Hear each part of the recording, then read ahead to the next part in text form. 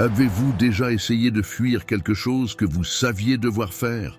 Eh bien, c'est exactement ce que j'ai fait. Mon nom est Jonas, et croyez-moi, j'ai essayé de fuir l'appel de Dieu. Mais fuir lui a ses conséquences. Et dans mon cas, cela signifiait être avalé par un grand poisson et affronter une tempête qui a failli me coûter la vie. Permettez-moi de vous raconter comment tout cela s'est passé et ce que j'ai appris sur la miséricorde et la puissance de Dieu. Mais avant de commencer, j'aimerais te demander quelque chose. Toi qui regardes, as-tu confiance en Dieu? Si oui, écris en commentaire. Je te fais confiance, Dieu. Et si tu n'es pas encore abonné à la chaîne, je t'invite à le faire. Ainsi, tu recevras des notifications à chaque nouvelle vidéo. Reste bien jusqu'à la fin, car ce que nous allons te révéler aujourd'hui, j'en suis sûr, tu ne l'as jamais vu auparavant. Je suis Jonas, fils d'Amitai, né dans la ville de Gath-Hépher, au royaume d'Israël. Mon histoire est celle d'une obéissance réticente, d'une fuite et, finalement, d'une soumission à la volonté de Dieu. Permettez-moi de vous parler de mon voyage, qui m'a conduit des profondeurs de la mer aux murailles de Ninive. Je suis né à une époque tumultueuse pour notre peuple. Le royaume était divisé et les nations voisines menaçaient constamment nos frontières. Dès mon plus jeune âge, j'ai été éduqué dans les traditions de notre foi, apprenant les histoires de nos ancêtres et les commandements de Dieu. Mon père, un homme pieux, me rappelait toujours l'importance d'écouter la voix du Seigneur. En grandissant, j'ai réalisé que j'avais un don particulier. Les mots me venaient facilement, et je sentais souvent une présence divine guidant mes pensées. C'est ainsi que je suis devenu prophète, un porte-parole de Dieu pour notre peuple. Dans les premières années de mon ministère, j'ai surtout prophétisé en Israël. Je parlais contre l'injustice et l'idolâtrie que je voyais autour de moi, exhortant le peuple à se tourner vers Dieu. Ce n'était pas toujours facile. Souvent, mes paroles étaient reçues avec hostilité, surtout par les puissants qui profitaient de la corruption que je dénonçais. Je me souviens vivement du jour où j'ai prophétisé sur l'expansion des frontières d'Israël sous le règne de Jéroboam II. C'était un message d'espoir pour notre peuple, mais aussi un rappel que cette prospérité viendrait par la grâce de Dieu, non par nos propres mérites. Mais c'est l'appel à aller à Ninive qui a tout changé. J'étais chez moi à Gath-Hépher, méditant sur les Écritures, quand j'ai ressenti la présence de Dieu d'une manière que je n'avais jamais expérimentée auparavant. La voix du Seigneur a résonné en moi. « Jonas, lève-toi et va à Ninive, cette grande ville. Écris contre elle, car sa méchanceté est montée jusqu'à moi. » J'étais stupéfait. Ninive, la capitale de l'Empire assyrien, nos ennemis cruels. Comment Dieu pouvait-il me demander d'y aller? Mon cœur s'est rempli de peur et, je dois l'admettre, de colère. Pourquoi devrais-je prêcher la repentance à ceux qui avaient causé tant de souffrance à notre peuple? Cette nuit-là, je n'ai pas pu dormir. J'ai lutté contre l'appel de Dieu, cherchant n'importe quelle justification pour ne pas y aller. Au matin, j'ai pris une décision qui changerait le cours de ma vie. Je fuirais la présence du Seigneur. Rapidement, j'ai rassemblé quelques affaires et suis parti en direction de Jaffa, un port sur la Méditerranée. Mon plan était de monter à bord d'un navire pour Tarsis, une ville lointaine à l'extrémité opposée du monde connu. Je pensais que, si je m'éloignais suffisamment, je pourrais peut-être échapper à la voix de Dieu et à sa mission impossible. Je suis arrivé à Jaffa épuisé, mais déterminé. Au port, j'ai trouvé un navire prêt à partir pour Tarsis. J'ai payé le passage et embarqué, ressentant un mélange de soulagement et de culpabilité. Au fur et à mesure que nous nous éloignions de la côte, j'observais ma terre natale disparaître à l'horizon, me demandant si je la reverrais un jour. Les premiers jours de voyage furent tranquilles. La mer était calme, et je commençais à me convaincre que j'avais fait le bon choix. Mais Dieu avait d'autres plans. Au 4e jour du voyage, le ciel s'est soudainement assombri. Des vents violents ont commencé à souffler et des vagues énormes menaçaient d'engloutir le navire. Les marins, des hommes expérimentés qui avaient déjà affronté de nombreuses tempêtes, étaient terrifiés. Ils n'avaient jamais vu une chose pareille. Alors que l'équipage luttait pour maintenir le navire à flot, je me cachais dans la cale, tourmenté par la culpabilité. Je savais que cette tempête était pour moi une manifestation de la colère divine contre ma désobéissance. Le capitaine m'a trouvé et a crié « Comment peux-tu dormir? Lève-toi, invoque ton Dieu, peut-être qu'il se souviendra de nous afin que nous ne périssions pas. » Honteux, je suis monté sur le pont. Les marins désespérés tiraient au sort pour déterminer qui était responsable de cette calamité. Le sort est tombé sur moi. « Qui es-tu » ont-ils demandé. « D'où viens-tu? Quelle est ta terre? Et de quel peuple es-tu » Le cœur lourd, j'ai confessé. « Je suis hébreu et je crains le Seigneur, le Dieu du ciel, qui a fait la mer et la terre ferme. Je fuis sa présence, et c'est pourquoi cette tempête est sur nous. » La peur dans les yeux des marins s'est transformée en horreur. « Que devons-nous faire de toi ?» ont-ils demandé, pour que la mer se calme. À ce moment-là, j'ai réalisé qu'il n'y avait plus où fuir. D'une voix tremblante, j'ai répondu « Prenez-moi et jetez-moi à la mer, et la mer se calmera, car je sais que c'est à cause de moi que cette grande tempête vous est survenue. » Les marins, des hommes au cœur bon, ont hésité.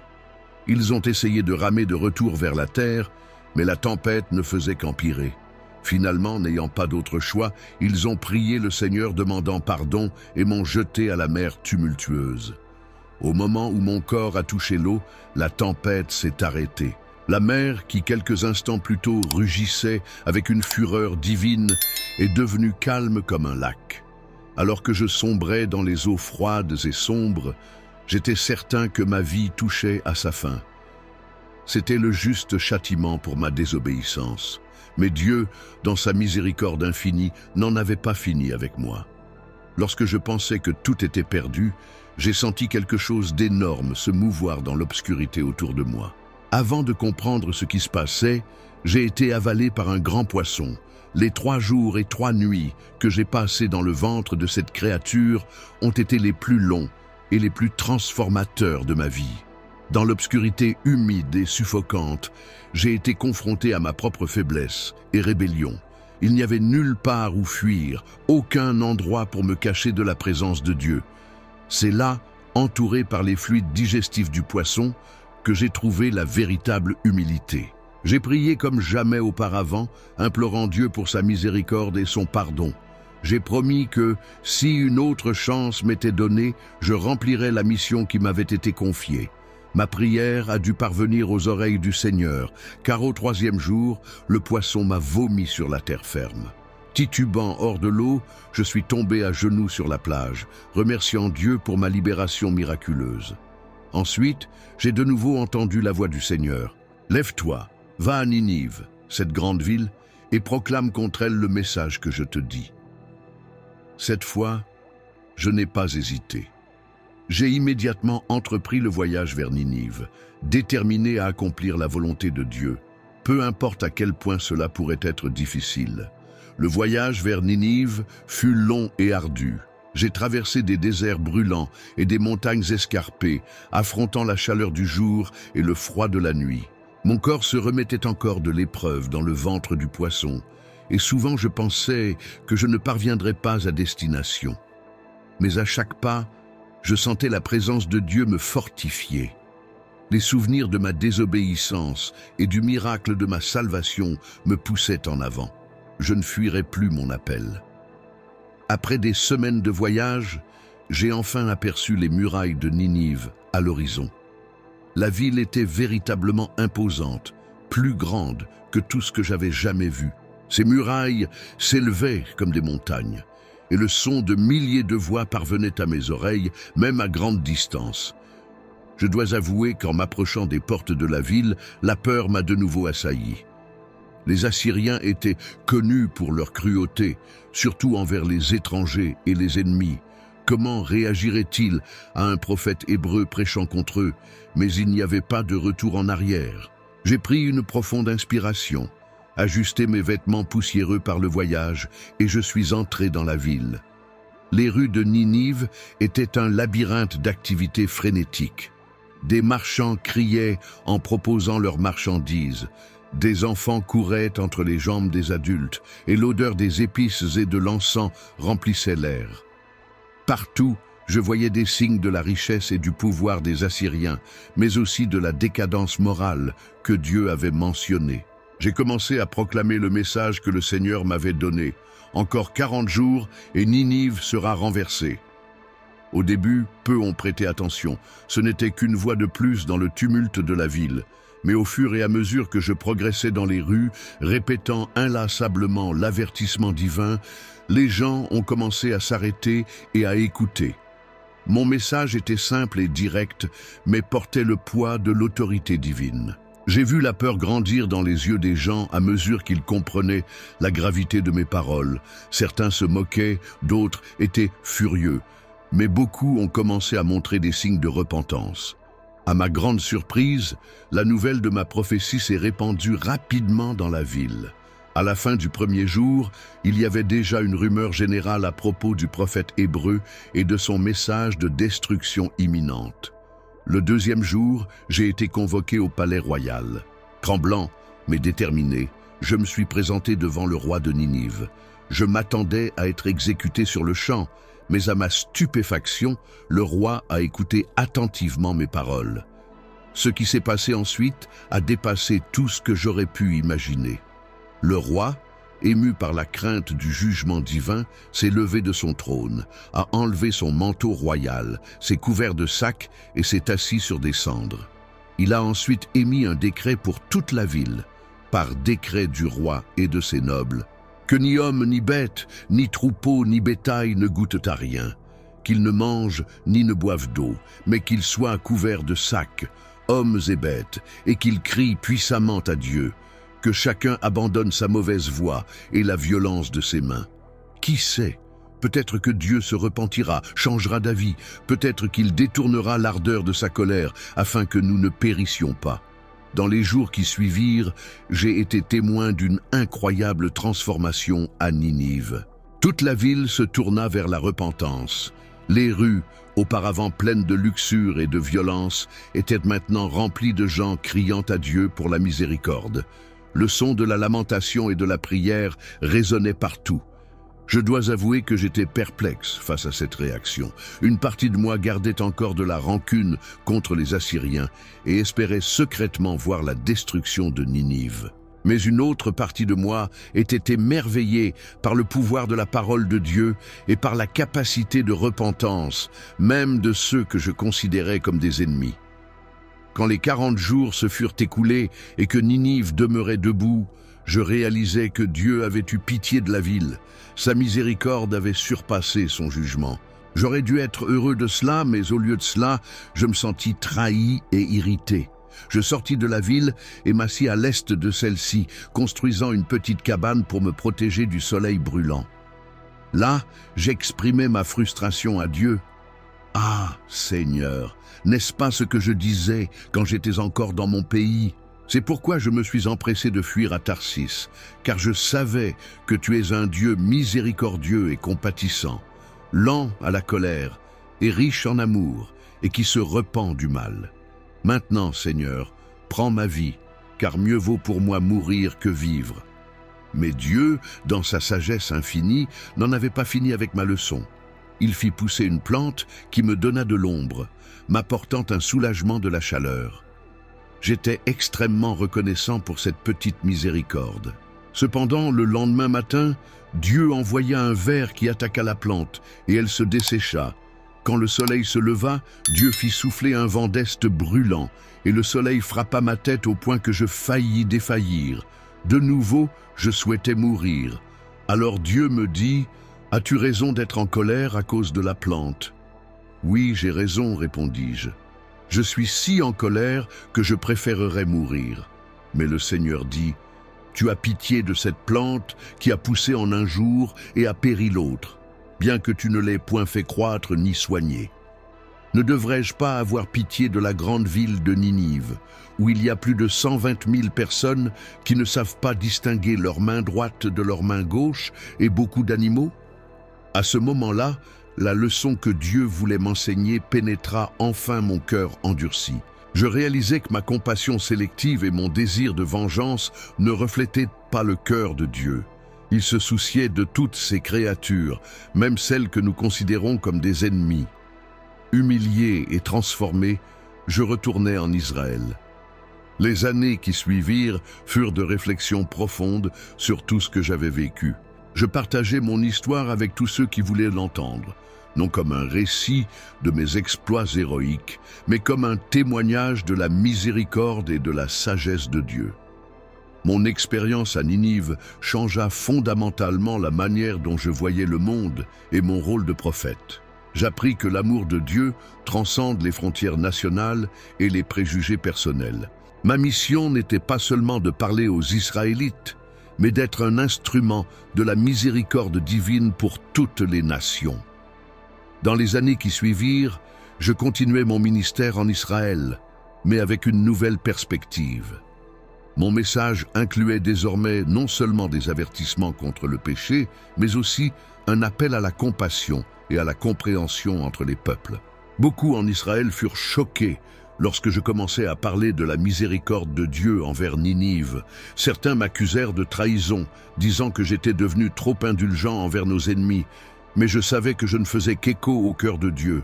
Je me souviens d'un incident particulièrement marquant. Je prêchais sur une place de marché à Samarie quand un groupe de jeunes commença à m'insulter, me traitant d'ami des Assyriens.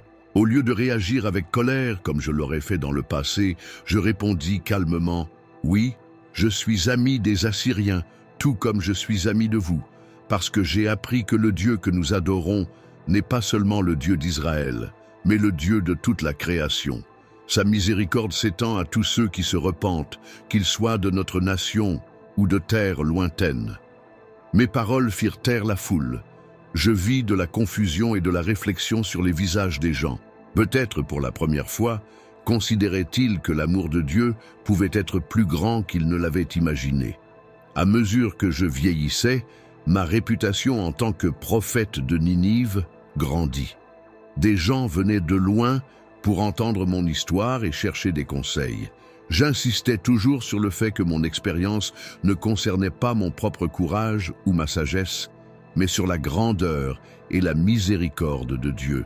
Une des questions qu'on me posait souvent était si je croyais que Ninive resterait fidèle au repentir qu'elle avait montré. Honnêtement, je ne savais pas. Mon espoir était que oui, mais je savais aussi à quel point il est facile pour les nations et les individus de retourner à leurs anciennes voies. Dans mes dernières années, j'entendis des rumeurs selon lesquelles Ninive redevenait une menace pour les nations voisines. Cela m'attrista profondément, mais n'ébranla pas ma foi en la miséricorde de Dieu. Je continuais à prier pour la ville et son peuple, espérant qu'ils se souviendraient de la leçon qu'ils avaient apprise des années auparavant. Alors que ma force physique diminuait, je passais plus de temps à enseigner aux jeunes prophètes. Je partageais avec eux non seulement les techniques de prophétie et l'interprétation des Écritures, mais aussi les leçons plus profondes que j'avais apprises au cours de mon voyage. « Souvenez-vous toujours, leur disais-je, qu'être un prophète, ce n'est pas avoir toutes les réponses ou être parfait. C'est être prêt à écouter la voix de Dieu, même lorsqu'elle nous mène dans des endroits où nous ne voulons pas aller. C'est être un instrument de sa miséricorde, même pour ceux que nous considérons comme des ennemis. » Dans mes moments de réflexion, je me demandais souvent ce qui se serait passé si j'avais obéi immédiatement à l'appel de Dieu pour aller à Ninive. Aurait-ce été plus facile? Aurais-je évité la souffrance dans le ventre du poisson? Mais je réalisais alors que mon parcours de désobéissance et de rédemption faisait partie intégrante du message que Dieu voulait que je transmette. Mon histoire n'était pas seulement sur le salut de Ninive, mais sur la transformation d'un prophète réticent en messager de compassion universelle. C'était un témoignage vivant que Dieu peut utiliser même nos échecs et nos résistances pour accomplir ses desseins. Dans mes derniers jours, assis à l'ombre d'un figuier dans ma ville natale de Gath-Hépher, je réfléchissais à la longue et incroyable aventure qu'avait été ma vie. Depuis le jeune prophète plein de certitudes et de préjugés, passant par le fugitif dans le ventre du poisson, jusqu'au messager réticent à Ninive, et enfin le sage aîné que j'étais devenu. Je réalisais que chaque étape de ce voyage avait été nécessaire pour façonner mon caractère et ma compréhension de l'amour de Dieu. Ma désobéissance initiale, bien que douloureuse, m'avait enseigné l'humilité. Mon expérience dans le poisson m'avait montré qu'il n'y a pas d'endroit où nous pouvons nous cacher de Dieu. Et ma mission à Ninive m'avait appris que l'amour et la miséricorde de Dieu sont bien plus grands que tout ce que l'on peut imaginer. Tandis que j'observais le coucher du soleil, sentant la douce brise sur mon visage ridé, je ressentais une paix profonde. Je savais que mon temps sur cette terre touchait à sa fin, mais je n'avais pas peur. J'avais accompli la mission que Dieu m'avait donnée, non seulement à Ninive, mais tout au long de ma vie. Mes dernières pensées furent de gratitude. Gratitude pour la patience de Dieu envers moi, pour sa miséricorde envers Ninive, et pour l'occasion d'avoir été partie prenante de quelque chose de bien plus grand que moi-même. Lorsque je fermai enfin les yeux pour la dernière fois, ce fut avec un sourire aux lèvres et une prière dans mon cœur. Que tous les peuples connaissent ta miséricorde, ô Seigneur, comme je l'ai connu. Et ainsi se termina la vie de Jonas, fils d'Amittai, le prophète qui fuyait Dieu seulement pour découvrir que l'amour divin le suivrait jusqu'aux confins de la terre et aux profondeurs de la mer. Mon histoire demeura un témoignage de la miséricorde de Dieu et un rappel que son amour ne connaît pas de frontières. Les générations futures raconteraient mon histoire, non seulement comme le récit d'un homme avalé par un grand poisson, mais comme une parabole de l'amour, englobant de Dieu et du pouvoir transformateur du repentir. Et peut-être qu'en entendant mon histoire, d'autres apprendraient à étendre la compassion même à ceux qu'ils considèrent comme des ennemis, se rappelant toujours qu'aux yeux de Dieu, toute vie est précieuse. Mon voyage terrestre avait pris fin, mais je savais que l'impact de mon histoire perdurerait. Et quelque part au-delà de ce monde, j'imaginais Dieu souriant, satisfait que sa leçon d'amour et de miséricorde continuerait à résonner à travers les siècles, touchant les cœurs et transformant les vies, tout comme elle avait transformé la mienne.